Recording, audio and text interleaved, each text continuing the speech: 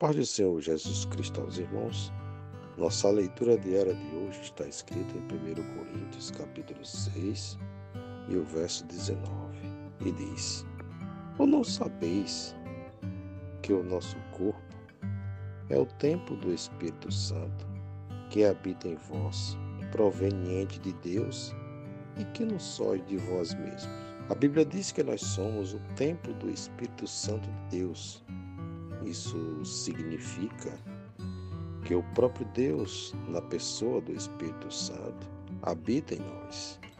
Para entender corretamente o significado de ser o templo do Espírito Santo, precisamos considerar alguns pontos importantes.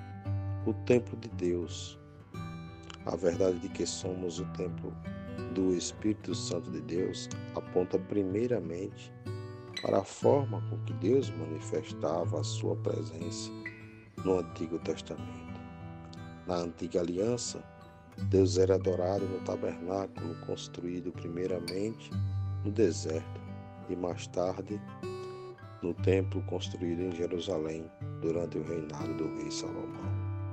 O templo era o local onde o nome de Deus habitava, no sentido de que sua presença se manifestava de tal forma que todo o templo enchia-se com a nuvem de sua glória. 1 Reis, capítulo 8, versos 10 e 11.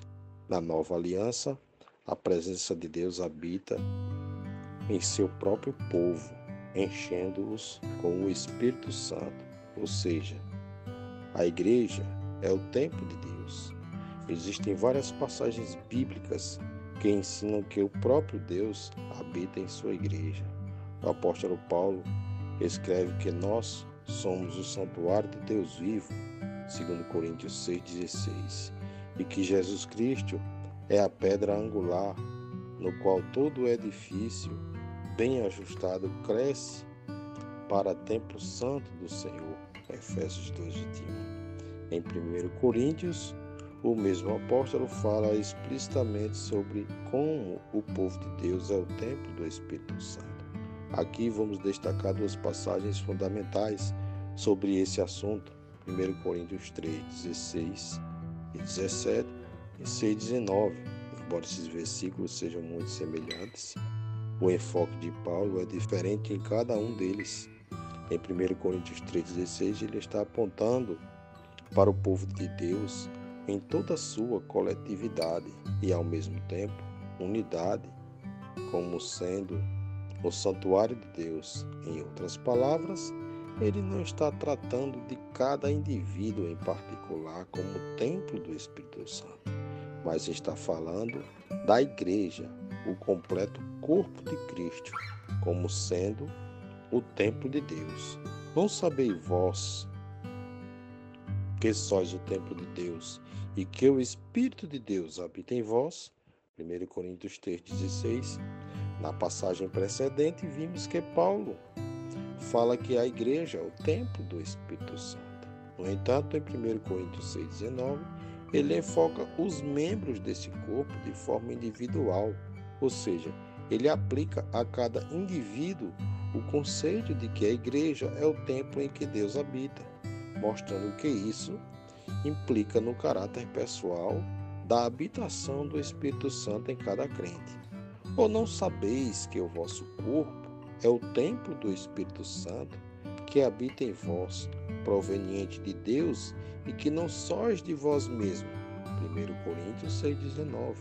O grande objetivo do apóstolo ao escrever esse versículo é lembrar os coríntios, e não só eles, mas a todos os cristãos, que o Espírito Santo habita dentro deles, pois mesmo o corpo físico de cada cristão pertence ao Senhor. Aqui é interessante saber que dois termos gregos podem ser traduzidos como templo. O primeiro, hieron, indica todo o complexo que formava o templo em geral. Já o segundo é naos, e refere-se especificamente ao templo em si, ao lugar mais sagrado no templo de Jerusalém.